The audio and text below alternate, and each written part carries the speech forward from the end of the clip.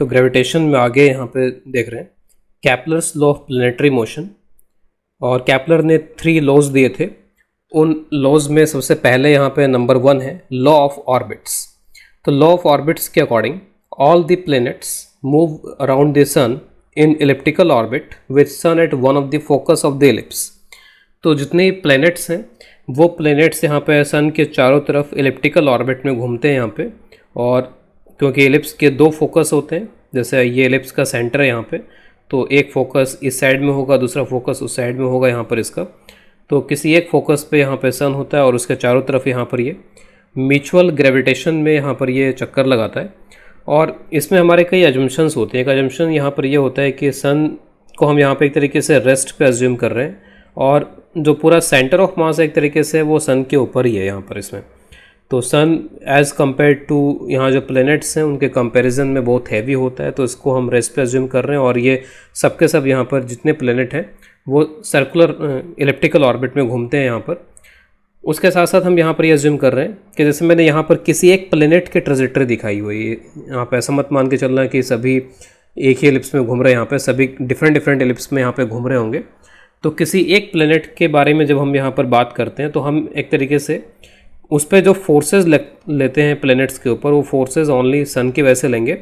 इस प्लैनेट पे बाकी के दूसरे प्लैनेट्स के फोर्सेस होते तो हैं, लेकिन वो बहुत ही कम होते हैं एज़ कम्पेयर टू जो सन के फोर्सेस होते हैं उससे। तो एक तरीके से एक प्लैनेट पे हम बाकी दूसरे प्लैनेट्स के फोर्सेस को नेगलेक्ट करते हुए यहाँ पर स्टडी कर रहे हैं। तो उस केस में यहाँ पर एक परफेक्ट एलिप्स टाइप का यहाँ पर शेप बन रहा है इसमें। जब ये एलिप्टिकल पाथ में यहाँ पर ये घूमता है तो इसका डिस्टेंस जो होता है वो सन से चेंज होता चला जाता है। तो आप देख सकते हो कि ये जो डिस्टेंस है this is the minimum distance, और जब ये यहाँ पर है तो ये जो डिस्टेंस है this is the maximum distance. तो this distance is the minimum distance and this distance is the maximum distance. This is called perigee, minimum distance, and this is called apogee, the maximum distance. और ये जो point है this point is called, जो minimum distance वाला point है यहाँ से, that is called perihelion point, perihelion point, and this point is called aphelion point. तो we should remember this terminologies. तो पेरिहेलियन जो नज़दीक वाले पॉइंट्स हैं, एपीहेलियन जो सबसे दूर वाला पॉइंट है यहाँ पे। इलिप्स से रिलेटेड थोड़ा और डिटेल हम लोग देखेंगे, लेकिन जस्ट यहाँ पर अभी एक बार सारे लॉज एक बार यहाँ पर देख लेते हैं। उसके बाद जो इस इलिप्टिकल ऑर्बिट से रिलेटेड कुछ डिटेल्स हैं, कुछ फिजिकल लॉज और भी यहाँ पर हम यूज़ कर सकते हैं, उनको हम बाद में देखने वाले हैं। नेक्स्ट है लॉ ऑफ एरिया। तो लॉ ऑफ एरिया में है line joining sun and planet sweeps out equal area in equal time, that means areal velocity of the planet is constant. तो क्या मीनिंग हुआ इसका? जैसे मान लीजिए यहाँ पे ये सन है और प्लैनेट अगर मान लीजिए किस टाइम यहाँ पर है, तो सन और प्लैनेट को मिलाने वाला ये जो पोजीशन वेक्टर या रेडियल वेक्टर है, तो ये एरिया स्वीप कर रहा है। स्वीप करने का मतलब जैसे यहाँ पर ये जब आगे इस तरीके से चलता है, तो जैसे मान लीजिए कुछ समय के बाद में ये यहाँ कहीं पहुँच गया प्लैनेट, तो प्लैनेट यहाँ पहुँच गया, तो जो पोजीशन वेक्टर है उसने इस एलिप्स का इतना एरिया यहाँ पर एक तरीके से कवर कर लिया। इसको हम बोलते हैं एरिया स्वेप्ट आउट। तो इसने इतना एरिया स्वीप कर लिया है। सपोज़ अगर मैं ये डेल्टा टी टाइम इंटरवल ले रहा हूँ, उसमें ये जो एरिया है वो डेल्टा ए है। अगर मैं डी टी टाइम इंटरवल बोलता हूँ तो उसको मैं फिर एरिया को डी ए बोल दूंगा यहाँ पे। तो अगर मैं इतना ही टाइम इंटरवल डिफरेंट जगह पे लूँ, डिफरेंट टाइम पे इतना ही टाइम इंटरवल अगर मान लीजिए मैं लूँ यहाँ पे, सपोज़ किसी समय पे ये यहाँ पर है और डेल्टा टी टाइम के बाद लेट से ये यहाँ कहीं पहुँच गया, तो अब इसने इतना एरिया स्वीप कर लिया है। तो ये देखा गया है कि यहाँ पर ये डेल्टा टी अगर है तो उस डेल्टा टी में अगेन ये जो एरिया होगा वो उतना ही होगा जितना यहाँ पर हमको मिला है।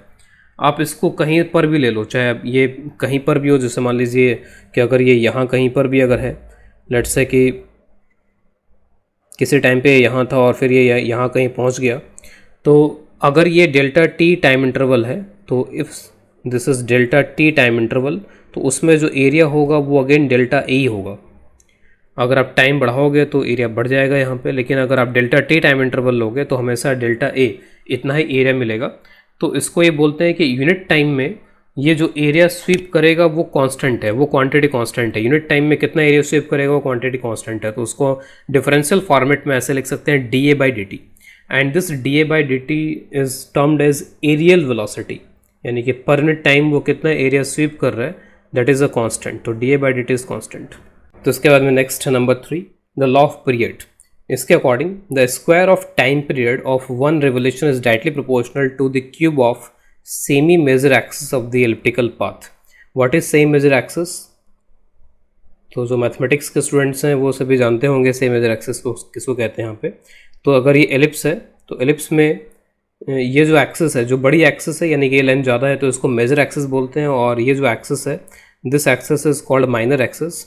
और उसमें भी यहाँ पर ये सेंटर है, और सेंटर से यहाँ तक की जो डिस्टेंस है, तो this distance is called semi major axis. तो मेजर एक्सिस का हाफ है, दिस इज ए, इसको ए से रिप्रेजेंट किया जाता है, और ये डिस्टेंस भी यहाँ पर ए के बराबर, इसको बी से रिप्रेजेंट किया जाता है। तो total major axis 2b, total semi major axis की लेंथ 2a, तो सेमी हो जाएगी, तो यहाँ पर क्या हो जाएगा, ए हो जाएगा।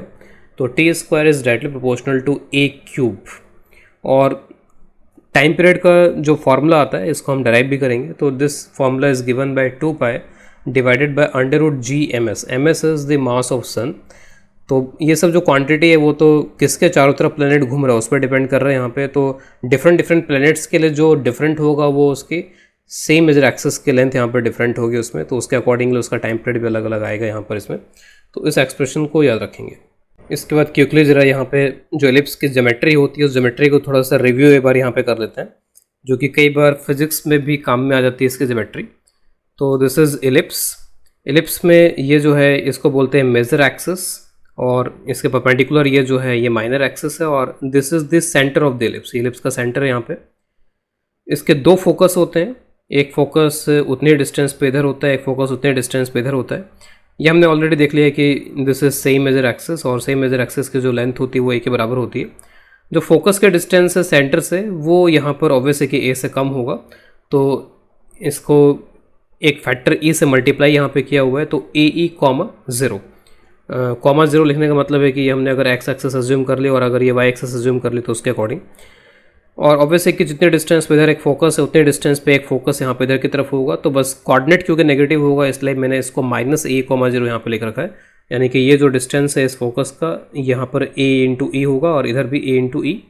जो e यहाँ पर क्वांटिटी यूज़ हो रही है ऑब्वियसली कि वो एक से कम होनी चाहिए यहाँ पर इस केस में, और इसको बोलते हैं this is called eccentricity of the ellipse. ये जो इसेंट्रिसिटी होती है उसका रिलेशन सेम मेजर एक्सिस और सेम माइनर एक्सिस के साथ में इस तरीके का होता है, √1 - b²/a²। You can also right it like this. जो e होता है वो ऑब्वियसली 1 से कम होना चाहिए, जैसे हमें यहाँ पे दिख रहा है कि यहाँ से फोकस तक का डिस्टेंस ऑब्वियसली कि वो a से कम है, तो a से कम के लिए एक क्वांटिटी यहाँ से मल्टीप्लाई हो गई इससे, जो कि <1 है इसमें।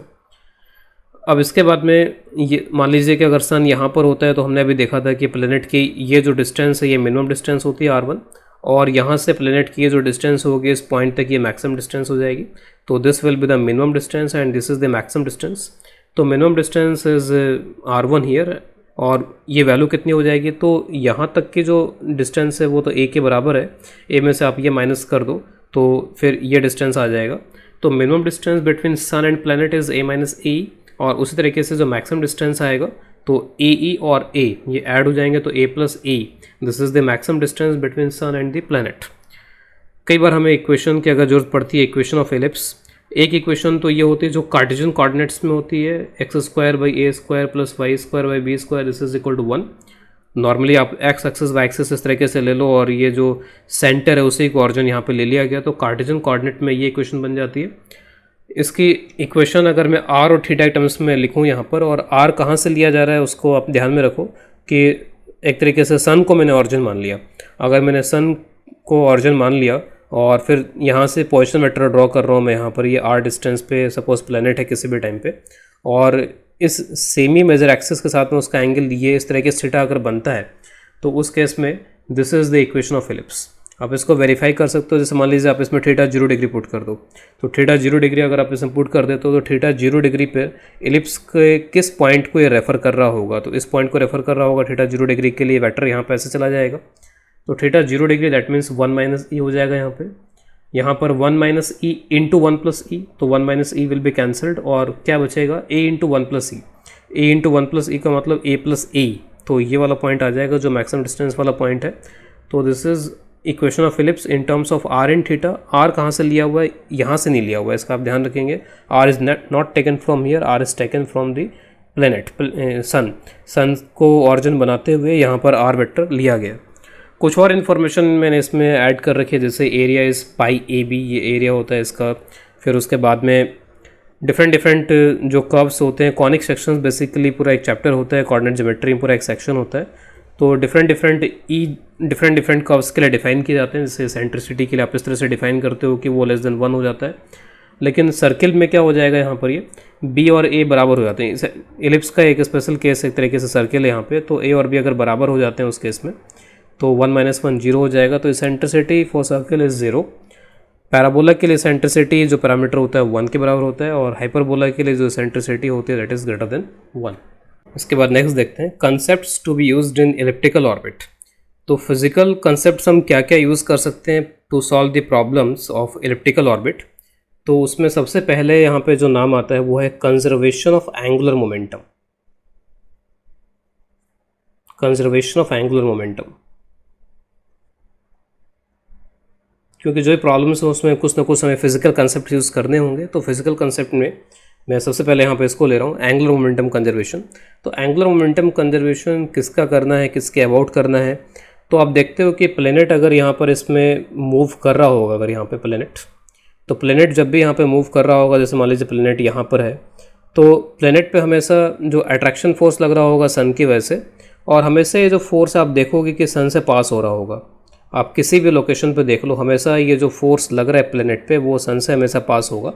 तो इसका मतलब है कि अगर मैं इस पॉइंट के अबाउट टॉर्क कैलकुलेट करूँ अबाउट सन, तो इस पॉइंट के अबाउट अगर टॉर्क कैलकुलेट किया जाए इस फोर्स का, तो ये टॉर्क हमेशा ही 0 आएगा। तो since torque is 0 about this point always, तो इसका मतलब जो एंगुलर मोमेंटम है इस पॉइंट के अबाउट वो कंजर्व रहेगा। तो as F passes through, F यहाँ पर क्या है, सन और प्लेनेट के बीच का जो ग्रेविटेशनल अट्रैक्शन है प्लेनेट पे कितना लग रहा है वो एफ है यहाँ पर। तो as F passes through the sun always, हमेशा सन से पास होगा, through the sun always. So torque of this force about sun is 0,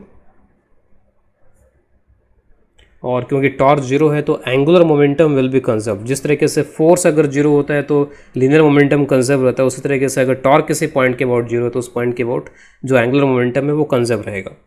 तो एंगुलर मोमेंटम सिंपली एम लिख रहा हूँ, angular momentum is conserved, that means L as a vector is constant. तो L vector यहाँ पे constant रहेगा। अब मैं 2-3 जगह पे एंगुलर मोमेंटम यहाँ पर लिख के दिखा देता हूँ। जैसे मान लीजिए ये अगर यहाँ पर है, तो एंगुलर मोमेंटम लिखने के लिए जो प्रोसेस होता है वो तो यही है कि जो मोमेंटम है उस पर आप परपेंडिकुलर ड्रॉप कर लो, या फिर सिंपली इस फार्मूले का यूज़ कर लो, एम आर क्रॉस वी वगैरह जो फार्मूलेज होते हैं आप उसका यूज़ करो। तो इसका यूज़ करके आप एंगुलर मोमेंटम निकाल सकते हो। लेकिन यहाँ पर जब ये रहेगा, जब ये यहाँ पर है मिनिमम डिस्टेंस पर, इसको मैं r1 से रिप्रेजेंट कर रहा हूँ, इसके वेलोसिटी को मैं v1 से रिप्रेजेंट कर रहा हूँ, तो ये ऑटोमेटिकली वेलोसिटी के परपेंडिकुलर होगा ये वेक्टर।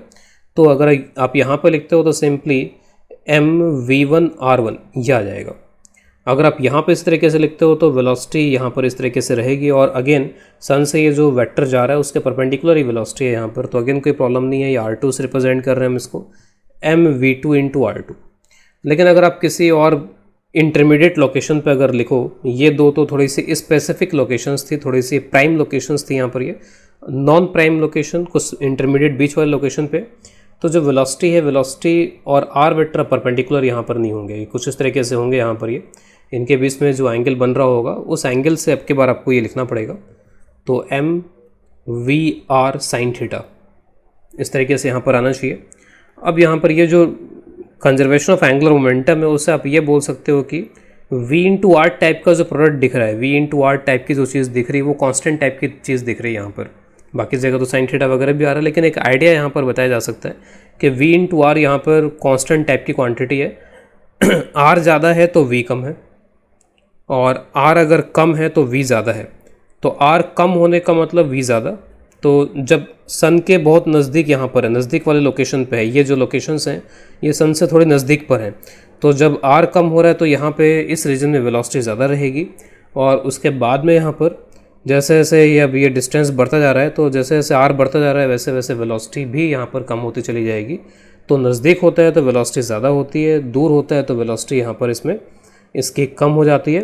तो आप v1 v2 को भी कंपेयर कर सकते हो। v1 यहाँ पर ज़्यादा होगा एज़ कम्पेयर टू v2, इसको देख करके बताया जा सकता है।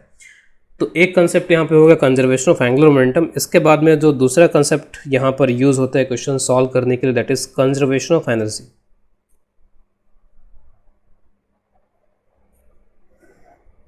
तो कंजर्वेशन ऑफ एनर्जी का मतलब है कि जो मैकेनिकल एनर्जी है वो कंजर्व, यहाँ पे मैकेनिकल एनर्जी में काइनेटिक प्लस पोटेंशियल, तो मैकेनिकल एनर्जी इज कंजर्व्ड। तो आप डिफरेंट डिफरेंट लोकेशंस पे लिख करके देख लो कैसे इसको लिखा जा सकता है। जैसे मान लीजिए अगर मैं यहाँ पर लिखना चाहूँ तो यहाँ पर ये हो जाएगा half m velocity v1, half m v1 square, लेकिन पोटेंशियल एनर्जी नेगेटिव होती है तो g कैपिटल M सन का मास हो जाएगा और स्मॉल m प्लेनेट का मास डिवाइड बाई r1। इसी चीज़ को आप यहाँ पर लिखो तो दोनों मिलाकर के उतनी आएंगे। अलग अलग काइनेटिक एनर्जी यहाँ चेंज हो जाएगी, पोटेंशियल चेंज हो जाएगी, लेकिन उनका जो समेशन है वो हमेशा कांस्टेंट रहेगा। तो half m v2 square minus G mm divided by r2। किसी इंटरमीडिएट लोकेशंस पे आप जैसे यहाँ पे लिखना चाहते हो अगर, तो ये हो जाएगा half m v square G mm by r। यहाँ पे कोई साइन थीटा कॉस थीटा के टर्म्स नहीं आएंगे, r सिंपली डिस्टेंस है, v यहाँ पर स्पीड है इसमें, तो इसमें साइन थीटा कॉस थीटा से हम बच जाएंगे। और बाद में हम लोग इस चीज़ को प्रूफ करने वाले हैं कि जो टोटल एनर्जी जो कि कांस्टेंट है, तो टोटल एनर्जी हमेशा यहाँ पर इसकी इतनी रहती है minus of G mm by 2a। अब जो भी रिजल्ट्स अब तक आए उन रिजल्ट्स को देख करके आप ये बोल सकते हो कि जो सर्कुलर ऑर्बिट के लिए जो रिजल्ट्स थे और जो यहाँ पर इलेप्टिकल ऑर्बिट्स के लिए कुछ रिजल्ट्स आ रहे हैं उसमें सिमिलैरिटीज़ हैं, लेकिन उन सिमिलैरिटीज़ में एक डिफरेंस यहाँ पर कुछ इस तरीके का है। जैसे अगर आप सर्कुलर ऑर्बिट के लिए बात करो तो minus G mm by 2r यहाँ पर आता है, where r is the orbital radius. अगर ये सर्कुलर ऑर्बिट की बात हो रही है तो सर्कुलर ऑर्बिट में ये टोटल एनर्जी होती है। यहाँ पर बस ऐसा लग रहा है कि r को a ने रिप्लेस कर दिया, r के जगह पे यहाँ पर a आ गया है। इसी तरीके से जो टाइम पीरियड वाला फॉर्मूला है उसमें भी T square is proportional to a cube आया है यहाँ पर इलिप्टिकल के लिए, और वहाँ पे T square is proportional to r cube. तो आप इन दोनों फार्मूलेज में देख सकते हो कि अगर आपको अगर सर्कुलर ऑर्बिट के फॉर्मूलेज याद हैं तो सर्कुलर ऑर्बिट में जो रेडियस रोल प्ले करती है वही यहाँ के फॉर्मूलेज में वही रोल यहाँ पे प्ले कर रहा है। इसमें semi major axis we are also going to derive this formulae. मैं एनर्जी का फॉर्मूला भी डराइव करूँगा और उसके साथ साथ टाइम पीरियड का फॉर्मूला भी डराइव करूँगा। इसके बाद नेक्स्ट लेते हैं proof of dA by dt is equal to constant. जो areal velocity is equal to constant का रूल था उसको यहाँ पर अभी हम प्रूफ करने वाले हैं। सपोज़ ये सन और सन से जो प्लेनेट है उसका ये पोजीशन वेक्टर है, और कुछ समय के बाद में, जस्ट हल्के से समय के बाद में, जो पार्टिकल है वो यहाँ कहीं पहुँच जाता है। लेट्स से dt टाइम में यहाँ पहुँच गया ये, तो उसने इतना एरिया यहाँ पर स्वीप कर लिया है। अगर ये r वेक्टर है तो r वेक्टर में थोड़ा सा चेंज हुआ होगा, ये r प्लस dr टाइप का हो गया होगा, और इसके जो वेलोसिटी है, वेलोसिटी उस वेलोसिटी से कितना जो डिस्प्लेसमेंट हुआ होगा इसका, तो ये जो भी है ये इसका डिस्प्लेसमेंट हो गया एक तरीके से v dt। तो आप देख सकते हो कि ऑलमोस्ट यहाँ पर एक ट्राइंगुलर टाइप का एरिया बन रही है। तो this is almost a triangular type of area, जिसको आप ऐसे लिख सकते हो dA vector is equal to half of base into height. उस तरह के फॉर्मूलेज आप लगा सकते हो, और क्योंकि मैं वेक्टर में डायरेक्टली यहाँ पे कर रहा हूँ तो हाफ ऑफ दो साइड्स आप ले लो, ये साइड और ये साइड, इनका क्रॉस कर लो, तो half of r cross v dt। तो this is the dA vector. अब इसके बाद में ये जो dA वेक्टर है, dt को मैं इधर ले आता हूँ तो ये हो जाएगा dA बाई dt, मास से मल्टीप्लाई और डिवाइड करने वाला हूँ मैं इसमें, तो मास से मल्टीप्लाई और डिवाइड।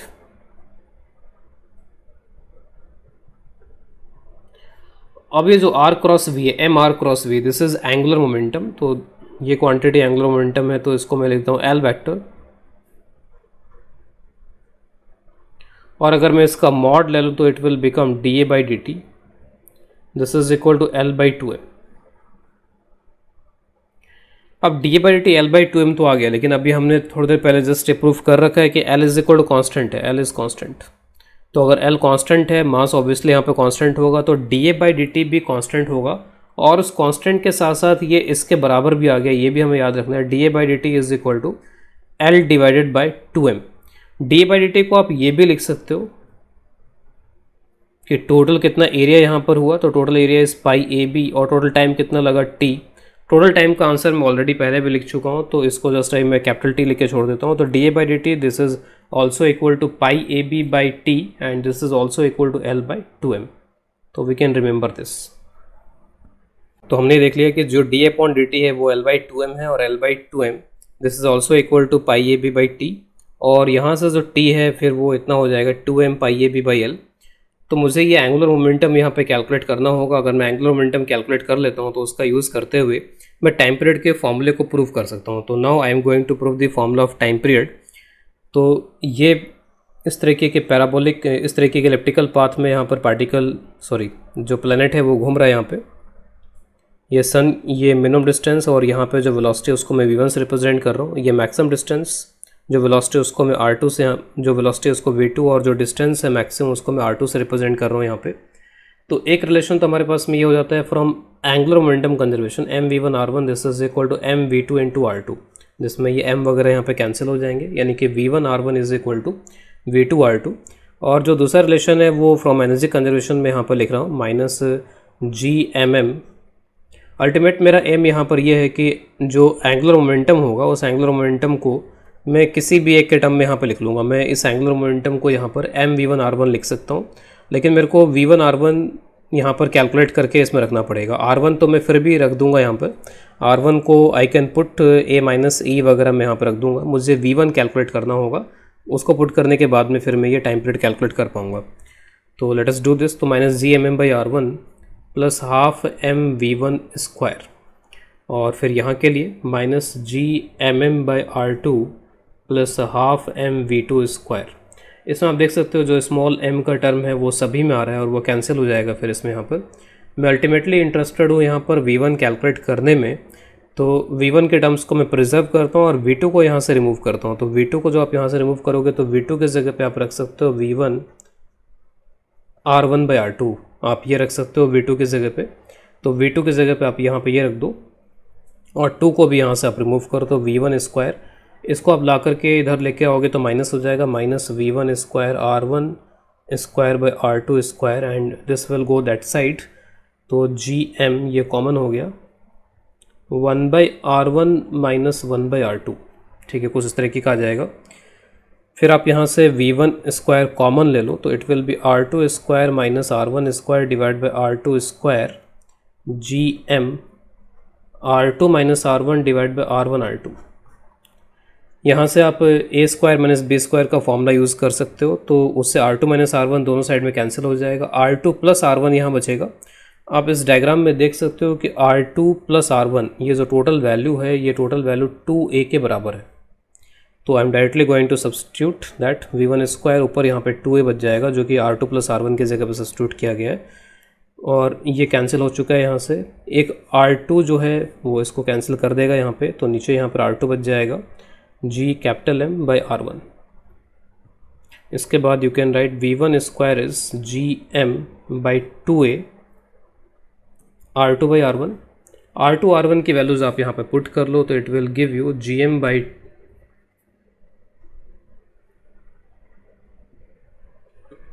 यहाँ पे 2 एक यहाँ पे ऑलरेडी चलता हुआ आ रहा था उसको मैंने मिस कर दिया, ये 2 यहाँ पर आप यूज़ करोगे, और वो जो 2 है अल्टीमेटली ये 2 को यहाँ पे हटा देगा तो gm बाई a चलेगा, फिर यहाँ पे 2 हट जाएगा gm बाई a।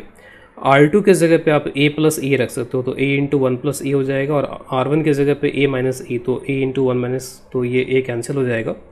तो v1 का जो आंसर है वो आप यहाँ पर ऐसे निकाल करके लिख सकते हो gm by a into 1 plus e divide by 1 minus E, this is the answer for v1।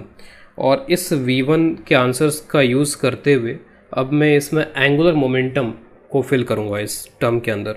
तो time period will become 2m pi A B divided by l की जगह पे आप रख लो m v1 r1, तो 1m will be cancelled, 2 pi a b के जगह पे मैं यहाँ पे रखने वाला हूँ, तो आपको ध्यान होगा कि B square is equal to होता है A square into 1 minus E square.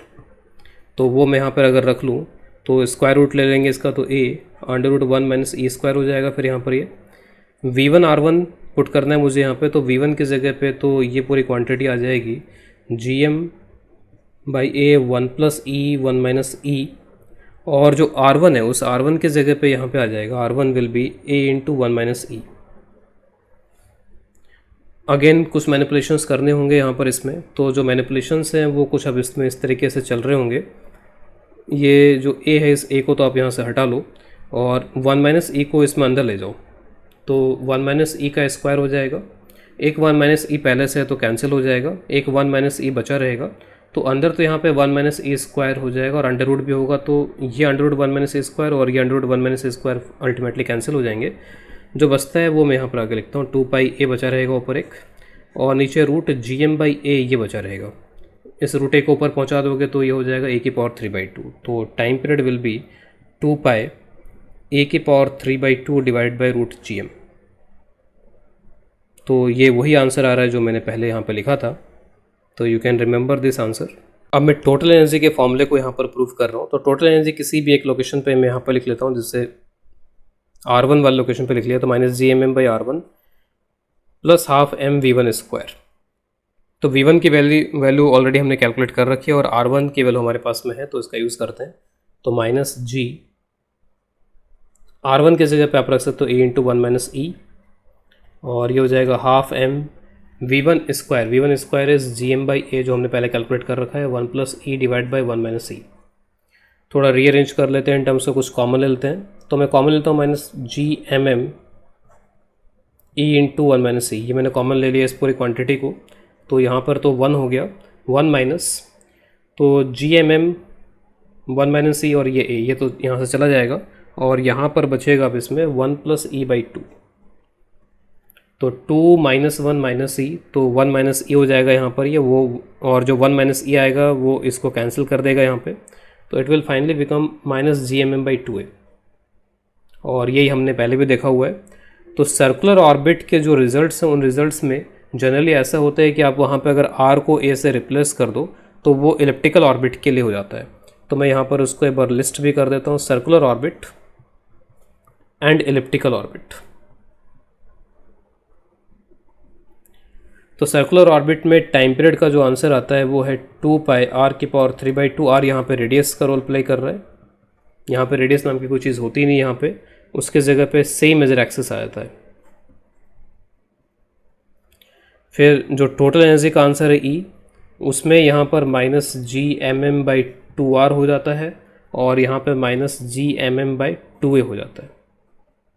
और उसके साथ साथ आप ये भी अब ध्यान में रखो कि भले हमने यहाँ पर ये जो भी रिजल्ट्स हैं उसको सन और प्लेनेट सिस्टम के लिए हमने यहाँ पर यूज़ किया है, सन और प्लेनेट सिस्टम के लिए हमने पढ़ा है इस केपलर को, लेकिन ये जो भी चीज़ें हैं यहाँ पर वो किसी भी इलिप्टिकल ऑर्बिट के लिए ट्रू होंगी। कई बार हम क्या करते हैं, किसी प्लेनेट से पार्टिकल को प्रोजेक्ट करते हैं, कोई प्रोजेक्टाइल मोशन करवाते हैं किसी का, तो उसमें डिपेंडिंग अपॉन वेलोसिटी वो इलिप्टिकल पाथ पे चल सकता है। तो कोई ज़रूरी नहीं है कि सन और प्लेनेट का सिस्टम हो, प्लेनेट और सैटेलाइट का सिस्टम हो सकता है, प्लेनेट और किसी प्रोजेक्टाइल का सिस्टम हो सकता है। तो डिफरेंट वेलोसिटीज़ के लिए जो पार्टिकल या सैटेलाइट्स हैं वो भी इलिप्टिकल ऑर्बिट में मूव कर सकते हैं। बस आइडिया यहाँ पर ये है कि इन दोनों के बीच में ग्रेविटेशनल इंटरेक्शन होना चाहिए, और उसमें सन प्लेनेट हो तब भी चलेगा, अगर कोई और सिस्टम हो जहाँ पर इस तरीके का इंटरेक्शन पॉसिबल हो वो भी चलेगा यहाँ पे। तो किसी भी इलिप्टिकल सिस्टम के लिए जो भी इक्वेशंस यहाँ पर डेराइव की गई हैं उनका यूज़ किया जा सकता है। तो इसके बाद एक और इंपॉर्टेंट टॉपिक यहाँ पर ले रहे हैं, एस्केप वेलोसिटी। तो escape velocity it is the minimum velocity given to a projectile such that it can escape the gravitational field of the planet. तो किसी प्लेनेट के ग्रेविटेशनल फील्ड से बाहर करने के लिए, यानी कि उनके बीच में आपस में कोई इंटरेक्शन फिर नहीं रहेगा, तो बाहर करने के लिए जो मिनिमम से मिनिमम वेलोसिटी देनी होगी that is called escape velocity. तो सपोज अगर मैं किसी प्लेनेट के लिए एस्केप वेलोसिटी कैलकुलेट करता हूँ, लेट्स से कोई प्लेनेट है जिसका मास लेट्स से m है, और मैं यहाँ से इसके सेंटर से r डिस्टेंस पे पार्टिकल को प्रोजेक्ट कर रहा हूँ, तो कुछ इस तरीके से यहाँ प्रोजेक्ट कर रहा हूँ कि अल्टीमेटली यहाँ पर ये इसके ग्रेविटेशनल अट्रैक्शन से बाहर हो जाता है। तो इसको कैसे कैलकुलेट किया है, तो कैलकुलेट करने के लिए we will use conservation of energy, energy conservation का यहाँ पर हम यूज़ करेंगे इसको कैलकुलेट करने के लिए कि ये मिनिमम वेलोसिटी क्या हो। इस मिनिमम वेलोसिटी को मैं वी से रिप्रेजेंट कर रहा हूँ। ये ध्यान रखें कि एस्केप वेलोसिटी हमेशा मिनिमम वेलोसिटी के हिसाब से डिफाइन करते हैं। ये मिनिमम से ज़्यादा होगा तो चलेगा, तो मिनिमम वेलोसिटी को ही एस्केप वेलोसिटी बोला जाता है। तो एनर्जी कंजर्वेशन का मैं यहाँ पर यूज़ करने वाला हूँ। तो इनिशियली यहाँ पर इसके पास में काइनेटिक एनर्जी ½ mv², फिर उसके बाद पोटेंशियल एनर्जी ऑफ इंटरेक्शन, तो ये कैपिटल एम या स्मॉल एम मास -g/m/r। और क्योंकि मुझे मिनिमम कैलकुलेट करना है, तो जब ये इंटरेक्शन से बाहर हो जाएगा, जस्ट बाहर होने की कंडीशन में आएगा, तो काइनेटिक एनर्जी जस्ट यहाँ पर 0 हो जाए, क्योंकि मेरे को मिनिमम वेलोसिटी कैलकुलेट करनी है। और क्योंकि इंटरेक्शन अब यहाँ पर आपस में नहीं है, बहुत दूर जा चुका है, तो जो ग्रेविटेशनल पोटेंशियल एनर्जी है वो भी 0 हो जाएगी फिर यहाँ पर इसमें। तो बोथ आर 0 नाउ। तो एक तरीके से आप ये बोल सकते हो कि हमने कुछ ऐसी वेलोसिटी इसको दी है जिससे कि इसके जो टोटल एनर्जी है वो टोटल एनर्जी का समेशन एक तरीके से यहाँ पे क्या हो गया, 0 हो गया। तो टोटल एनर्जी का समेशन यहाँ पे 0 है। ये एक बहुत ही इंपॉर्टेंट यहाँ पर ये एक एनालिसिस इसमें यहाँ पर ये जो हमने सैटेलाइट के मोशंस देखे हैं, इलिप्टिकल ऑर्बिट में कह लीजिए या सर्कुलर ऑर्बिट में कह लीजिए, टोटल एनर्जी का जो समेशन है वो नेगेटिव आता था, लेकिन यहाँ पर नेगेटिव नहीं आ रहा है, यहाँ पर ये 0 आ रहा है। टोटल एनर्जी का समेशन हमने कुछ ऐसा किया है कि 0 हो गया।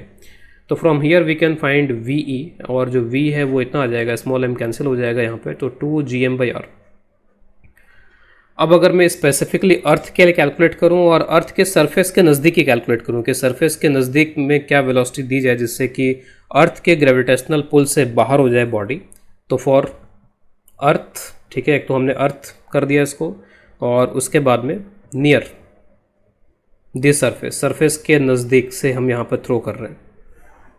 तो उस केस में जो v है वो v यहाँ पर हो जाएगा √2gme/r। अच्छा, अगर आप यहाँ पर इसको कंपेयर करो विद ऑर्बिटल वेलोसिटी, तो ऑर्बिटल वेलोसिटी होती थी √gm/r। अगर आपको r का यहाँ पर ऑर्बिटल रेडियस रखना है तो उसके कंपैरिजन में √2 टाइम्स ऑफ ऑर्बिटल वेलोसिटी, जिसको मैं v0 से रिप्रेजेंट कर रहा हूँ। तो ऑब्वियस है कि इससे ज़्यादा होना चाहिए, तभी ज़्यादा एनर्जी मिल पाएगी।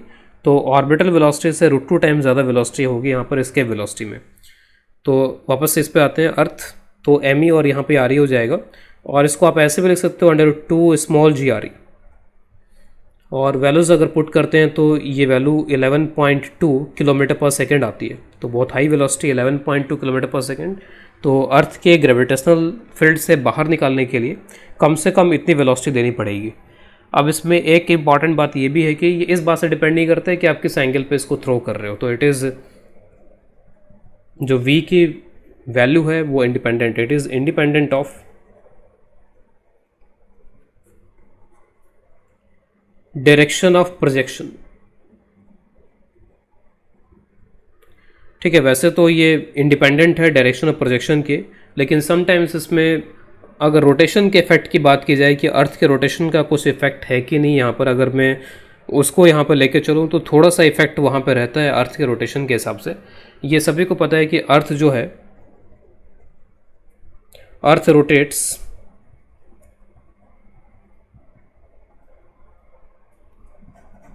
ईस्टवर्ड्स, वेस्ट से ईस्ट की तरफ। तो अर्थ जो है उसका जो रोटेशन है वो ईस्टवर्ड डायरेक्शन में यहाँ पर होता है। तो अर्थ मूव्स या रोटेट्स ईस्टवर्ड्स। अब अगर इक्वेटर पे मैं बात करूँ, यहाँ पर इक्वेटर पे अगर ये प्रोजेक्टाइल मोशन थ्रो करना है, ये प्रोजेक्शन अगर इक्वेटर पे करना है, तो अगर मैं ईस्ट डायरेक्शन में करूँ और अगर मैं वेस्ट डायरेक्शन में करूँ तो उसके लिए अलग अलग एफर्ट यहाँ पे लगाना पड़ेगा। अगर मैं ईस्ट डायरेक्शन में ही करूँ तो जो अर्थ का रोटेशन है वो हेल्प करेगा उसको एक तरीके से प्रोजेक्ट करने में, थोड़ा सा एफर्ट कम लगाना पड़ेगा। और अगर मैं वेस्ट में प्रोजेक्ट करूं तो फिर अर्थ के अपोजिट हम कर रहे होंगे तो उसमें थोड़ा सा एफर्ट फिर बढ़ जाएगा यहाँ पे। तो पहले हम ये निकाल लेते हैं कि इक्वेटर पे बेसिकली वेलोसिटी होती क्या है, इक्वेटर्स के जो पॉइंट हैं वहाँ पे वेलोसिटी होती क्या है। तो वेलोसिटी क्या होती है इक्वेटर पे, उसको मैं यहाँ पे लिख रहा हूँ v = ω/r से, ω/r। ओमेगा को आप 2π/t से कैलकुलेट कर सकते हो, वेट t इज़ 24 आवर्स, t इज़ 24 आवर्स। तो ओमेगा की जो वैल्यू होती है वो 7.27 × 10⁻⁵ ये रहती है, और आर ई जो होता है 6400 किलोमीटर। ये सब जो आप यहाँ पे रखोगे तो ये अराउंड 4 65 मीटर पर सेकेंड के आसपास आ जाता है। अगर किलोमीटर में अगर आप कन्वर्ट कर लो तो 0.465 किलोमीटर पर सेकेंड। मैं थोड़ा और अप्रॉक्सीमेट कर देता हूँ, 0.5 किलोमीटर पर सेकेंड। तो 11.2 कंपैरिजन में ये बहुत ही कम है, 0.5 किलोमीटर पर सेकेंड। लेकिन अगर मैं इसको अकाउंट में लूँ और इक्वेटर पे कुछ इस तरीके से थ्रो करूँ ईस्ट वर्ड्स, तो अगर प्रोजेक्टेड ईस्ट वर्ड्स है तो मेरे को अर्थ के रिस्पेक्ट में इनिशियल वेलोसिटी कितनी यहाँ पे चाहिए होगी इसमें, तो अर्थ के रिस्पेक्ट में जो वेलोसिटी यहाँ पर चाहिए होगी फिर वो यहाँ पर 11.2 माइनस 0.5 हो जाएगा, 10.7। तो अर्थ के रिस्पेक्ट में इतनी वेलोसिटी देनी पड़ेगी और अर्थ की जो वेलोसिटी है 0.5 वो इसमें ऐड हो जाएगा, जिससे नेट जो है वो कितना मिल जाएगा मेरे को 11.2। लेकिन अगर प्रोजेक्टेड इसके अपोजिट है, प्रोजेक्टेड वेस्टवर्ड्स, तो 11.2 में 0.5 पहले से ऐड करना पड़ेगा। अर्थ के रिस्पेक्ट में इतनी वेलोसिटी देनी पड़ेगी 11.7 किलोमीटर पर सेकेंड, जिसमें अर्थ का ये माइनस होगा तब जाकर के फिर वो 11.2 हो पाएगा। तो अगर मैं अर्थ के रोटेशन के सेंस में अगर थ्रो कर रहा हूँ तो एफर्ट थोड़ा कम होगा, लेकिन उसके अपोजिट कर रहे हैं तो एफर्ट यहाँ पर इसमें ज़्यादा हो जाएगा। लेकिन हम ये जो डेटाज हैं इनका यूज़ हम तभी करेंगे जब हमें ये प्रॉपर हिंट मिल रहा है क्वेश्चन के अंदर कि रोटेशन का इफेक्ट लेना है नहीं लेना है। अदरवाइज हम यही याद रखेंगे कि it is independent of direction projection. Next topic ले रहे हैं इसमें, trajectory of A projectile for different speeds. तो डिफरेंट स्पीड ऑफ प्रोजेक्शन के हिसाब से पार्टिकल की जो ट्रेजेक्ट्री होगी वो डिफरेंट होगी। v less than V naught में यहाँ पर इसको बोल रहा हूँ ऑर्बिटल वेलोसिटी। तो v नॉट से मैं रिप्रेजेंट कर रहा हूँ ऑर्बिटल वेलोसिटी, जैसे मैंने पहले भी रिप्रेजेंट किया हुआ ऐसा। तो v less than V naught होगा तो जो ट्रेजेक्ट्री होगी वो एलिप्टिकल होगी। Total energy e less than 0 होगी उसकी। अगर ऑर्बिटल वेलोसिटी के बराबर है v is equal to V naught तो सर्कुलर होगी trajectory. Again e less than 0 होगा। वेलोसिटी जो है वो ऑर्बिटल वेलोसिटी से तो ज़्यादा है लेकिन स्केप वेलोसिटी से कम है, तो स्केप नहीं कर पाएगा और अभी भी इलिप्टिकल ऑर्बिट में घूमेगा। टोटल एनर्जी नेगेटिव होगी यहाँ पर। v is equal to V E, तो स्केप वेलोसिटी के बराबर, तो पैराबोलिक पाथ होगा और एनर्जी एग्जैक्टली 0 होगी जैसे अभी हमने देखा। v स्केप वेलोसिटी से ज़्यादा तो हाइपरबोलिक पाथ होगा और जो एनर्जी है वो ग्रेटर देन 0 हो जाएगी अब यहाँ पर इसमें। और इन तीनों के लिए मैंने यहाँ पर एक ये भी लिख रखा है कि बाउंडेड। तो बाउंडेड का मतलब यहाँ पर ये है कि जो भी प्रोजेक्टाइल है आपका वो एक तरीके से बाउंडेड है, वो अंडर अट्रैक्शन मूव कर रहा है। It is moving under attraction of the planet या सन, जो भी है उसके अट्रैक्शन में वो मूव कर रहे हैं यहाँ पे। तो एक तरीके से हम बोलेंगे उसका जो मोशन है वो बाउंडेड है, वो बंधा हुआ है एक तरीके से, वो एक अट्रैक्शन से बंधा हुआ है, बाउंडेड है। और इनमें वो एक तरीके से बाउंडेड नहीं है, वो अट्रैक्शन से बाहर होने की तैयारी में है यहाँ पर ये। तो this is not bounded and this is bounded. तो डिफरेंट रेंज ऑफ स्पीड के लिए हमें ये ट्रेजेक्टरीज थोड़ी याद रखनी होंगी। उन्हीं को मैंने एक डायग्राम से यहाँ पर इसमें रिप्रेजेंट किया हुआ है कि सपोज़ यहाँ से पार्टिकल को प्रोजेक्ट किया गया, प्रोजेक्टाइल को प्रोजेक्ट किया गया है। तो अगर वेलोसिटी v नॉट है तो दिस इज़ सर्कुलर पाथ। अगर v less than V naught है तो this is elliptical path. Greater than है तो again elliptical path, parabolic path, v is equal to V and hyperbolic path. इस तरीके के पाथ होंगे यहाँ पर इसमें। इलिप्टिकल पाथ में हमें ये ध्यान रखना होगा कि इलिप्स के 2 फोकस होते हैं और जो भी ये प्लेनेट है तो प्लेनेट का जो सेंटर होगा वो किसी न किसी एक फोकस पे होगा। तो सेंटर ऑफ प्लेनेट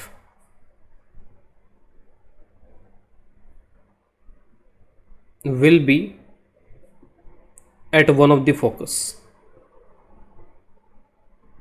किसी न किसी एक फोकस पे यहाँ पर होगा। जैसे मान लीजिए कि ये वाला जो ट्रेजेक्ट्री है वो वी नॉट के लिए है, v is equal to V naught.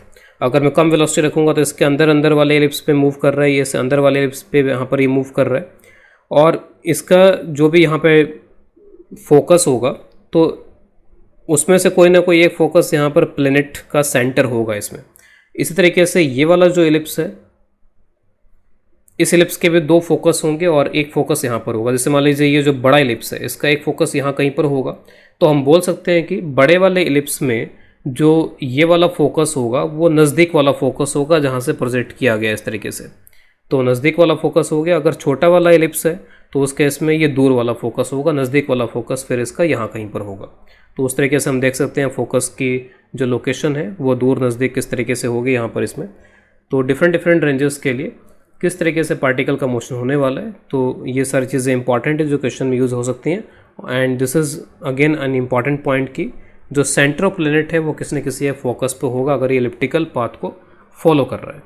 तो इससे इनसे रिलेटेड जो प्रॉब्लम्स मैं कुछ मिसलेनियस टाइप की प्रॉब्लम लूँगा नेक्स्ट लेक्चर में। तो नेक्स्ट लेक्चर में I will be taking problems, और इसके अलावा जो ग्रेविटेशन की एक प्लेलिस्ट बनी हुई है एडवांस्ड इलस्ट्रेशन की, उसमें भी कई अच्छे इलस्ट्रेशन हैं ग्रेविटेशन पे बेस्ड, तो उन इलस्ट्रेशंस को भी आप देख सकते हो।